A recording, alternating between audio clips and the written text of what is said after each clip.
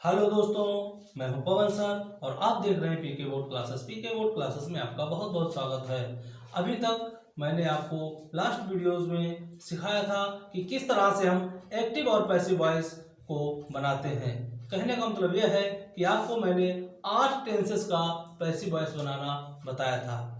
आज हम आपको कुछ स्पेशल, विशेष और ऐसे टेंसेस जो आपकी कॉम्पिटिटिव एग्जाम्स में पूछे जाते हैं और बहुत ही कम आपको इन सब चीज़ों के बारे में बताया जाता है।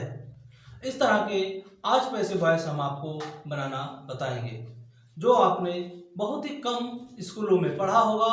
यहाँ तक कि जब भी आप अपने हाई स्कूल की, इंटरमीडिएट की क्लासेस को पार कर जाते हैं, उसके बावजूद भी आपको इस तरह के पैसिव वॉइस नहीं सिखाए जाते हैं। तो सबसे पहले मैं आपको कुछ ऐसे रूल्स बता देता हूँ जो आपने लास्ट वीडियोस में, मतलब साधारणतः जो हमारे एक्टिव पैसिव थे उनमें हमने लागू किया था। सबसे पहले मैंने आपको बताया था कि 8 टेंसेस होते हैं जिनका हमारा पैसिव वॉइस बनता है। उसमें से आपका present indefinite tense, past indefinite tense, future indefinite tense. उसके बाद में आपका था प्रेजेंट कंटिन्यूअस, पास्ट कंटिन्यूअस।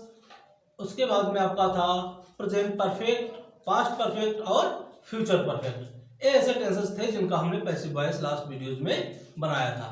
मैंने आपको एक एक नियम इसका समझाया था। तो आज जो है आपको मैं ऐसे ऐसे स्पेशल रूल्स देता हूं जो कुछ स्पेशल पैसिव वॉइस बनाने में आपकी सहायता करेंगे। सबसे पहले तो मैं आपको बता देता हूं कि एक जो आपको इंट्रोगेटिव सेंटेंस होता है, आपका जो इंट्रोगेटिव सेंटेंस होता है उसका पैसिव वॉइस हम किस तरह से बनाते हैं, ये मैंने आपको लास्ट वीडियोस में भी बता दिया है। एक्टिव से पैसिव वॉइस कैसे हम बनाते हैं हमने आपको बताया था। अगर हमारा इंट्रोगेटिव सेंटेंस हेल्पिंग वर्ब से शुरू होता है तो हमें पैसिव वॉइस बनाते समय हेल्पिंग वर्ब को उसी जगह पर रखना है। कहने का मतलब यह है कि अगर हमारा सेंटेंस हेल्पिंग वर्ब से शुरू होता है तो हेल्पिंग वर्ब को हम वहीं पर रखेंगे और सब्जेक्ट को ऑब्जेक्ट तथा ऑब्जेक्ट को सब्जेक्ट बनाते हैं और नए ऑब्जेक्ट से पहले हम बाय लगाते हैं, वर्ब की थर्ड फॉर्म का प्रयोग करते हैं। जो हमारा ऑब्जेक्ट सब्जेक्ट बनकर आता है, हेल्पिंग वर्ब जो है उसके अकॉर्डिंग लगाते हैं। ठीक है, जैसे मैं आपको यहाँ पर कुछ एग्जांपल्स दे देता हूँ। हालांकि मैंने आपको फर्स्ट वीडियोस में एक्टिव पैसिव के बता दिया है, फिर भी आप देख लीजिए। जैसे आपका सेंटेंस दिया गया कि do I write a letter, do I write a letter. इसका मतलब क्या है, ये प्रेजेंट इंडेफिनिट टेंस आपका है और उसका है क्या, ये प्रेजेंट इंडेफिनिट का इंट्रोगेटिव सेंटेंस है। तो देखिए जहां पे डू दिया गया है, जब इसका हम पैसिव वॉइस बनाएंगे तो इज एम आर को हम शुरू में ही रखेंगे। जैसे इसको मैं क्या बनाऊंगा कि is a letter written by me, is a letter written by me. देखिए पहले में कह रहा है do I write a letter, क्या मैं पत्र लिखता हूं, और जब मैंने इसका पैसिव वॉइस बनाया तो क्या बन गया, is a letter written by me, क्या पत्र मेरे द्वारा लिखा जाता है। नेक्स्ट आपका इसी तरह से है कि does he play A match, does he play A match, क्या वह मैच खेलता है। जब मैं इसका पैसिव वॉइस बनाऊंगा तो क्या करूं, जहां पर डज है हेल्पिंग वर्ब को मैं वहीं पर रखूंगा तो क्या बन जाएगा, is a match played by him, is a match played by him, क्या उसके द्वारा मैच खेला जाता है। इंट्रोगेटिव का नेक्स्ट रूल आपका क्या होता है कि अगर हमारा सेंटेंस किसी भी क्वेश्चन वर्ड से शुरू होता है, जैसे what, when, why, where, how, etcetera से अगर शुरू होता है तो हम क्वेश्चन वर्ड को उसी जगह पर रखेंगे, हेल्पिंग वर्ब को उसी जगह पर रखेंगे, बस सब्जेक्ट का ऑब्जेक्ट, ऑब्जेक्ट का सब्जेक्ट कर देंगे। और उसके बाद जो भी हमारी नई helping verb according to passive voice जो लगती है वो हम लगा देंगे। देखिए तो क्या बन जाएगा आपका कि why am I eating mangoes, why am I eating mangoes. तो जब पैसिव वॉइस बनाएगा तो क्या हो जाएगा, व्हाई आर मैंगोज। देखिए जहां पर था एम लेकिन हो गया है आर, क्यों, क्योंकि वहां पर था आई, आई के साथ एम लगता है, यहाँ पर क्या है मैंगोज जो कि हमारा प्लूरल में है तो यहाँ पे क्या लग जाएगा आर। तो why are mangoes eaten by me, why are mangoes eaten by me. Next आपका है, जैसे मैं कहूँ कि why have they helped you, why have they helped you, why have they helped you. तो इसका पैसिव वॉइस क्या बना देंगे कि why have you been helped by them, why have you been helped by them. अब देखिए अब हम आपको बताते हैं कुछ विशिष्ट रूल जो आपका इंट्रोगेटिव का ही होता है। तो हु एक ऐसा हमारा इंट्रोगेटिव वर्ड है, हु जो है एक ऐसा इंट्रोगेटिव वर्ड है जो किसी प्रकार के नियम को फॉलो नहीं करता है और वो अपने लिए एक विशिष्ट स्पेशल नियम बनाता है।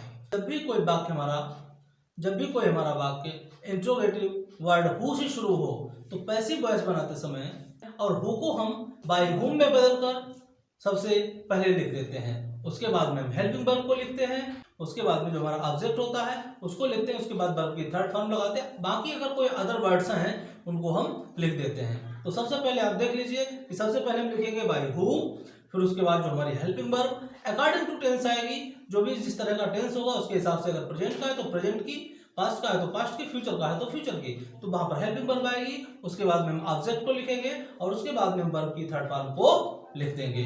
तो जैसे मैं आपको कुछ एग्जांपल दे देता हूं दो इसके, जैसे आपका है कि who loves you, who loves you, तुम्हें कौन प्यार करता है या तुम्हें कौन प्रेम करता है।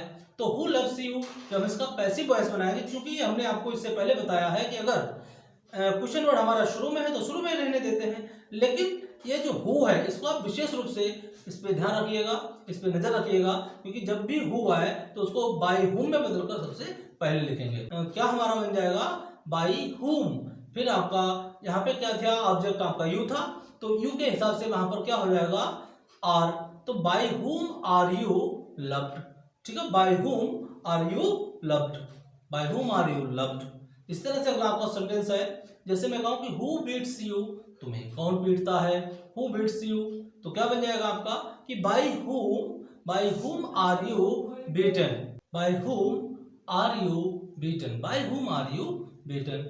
एक आपको हम और सेंटेंस दे देते हैं, जैसे कि who is helping them, who is helping them, उनकी सहायता कौन कर रहा है, तो क्या बनाया गया कि हु को बाय हुम में बदलेंगे, तो by whom are they being, by whom are they being helped, by whom are they being helped, उनकी सहायता किनके द्वारा की जा रही है।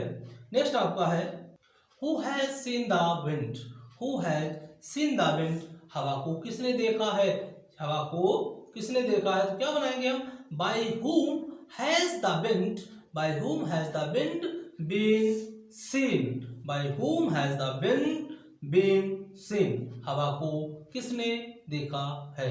इस तरह से ये कुछ ऐसे स्पेशल रूल्स थे जो मैंने आपको सिखाए हैं। अगर आपको हमारा वीडियो पसंद आया हो तो हमारे वीडियो को लाइक कीजिए, चैनल पर नए हैं तो चैनल को सब्सक्राइब कीजिए और जाते जाते आप हमारे चैनल पर कमेंट करना बिल्कुल ना भूलें। फिर मिलते हैं आपको एक विशेष और बेहतरीन चैप्टर के साथ, तब तक के लिए थैंक यू।